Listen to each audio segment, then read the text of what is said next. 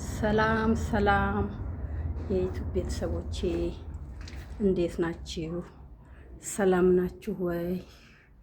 እንኳን ለልደታ ማርያም ክብረ በዓል በሰላም አደረሳችሁ አደረሰን እላለሁ። ዛሬ ልደታ ማርያም የዓመት ናት።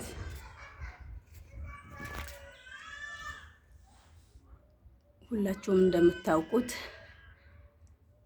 አዲያ ጠዋት ተነስቼ በእርግጥ ሜክሲኮ አልሄድኩም። ልደታ ዋናዋ ትልቋ ቦታ አልሄድኩም። ለቤቴ ቅርብ የሆነች ቦታ አለች ብዙ ሳትርቅ፣ እዛ ሂጄ ታቦት አስገብቼ ተመለስኩኝ።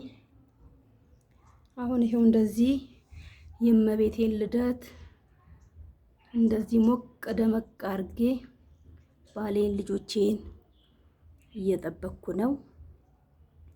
እየመጡም ነው እና እንደዚህ ሞቅ ደመቅ አድርገን እናከብራለን እና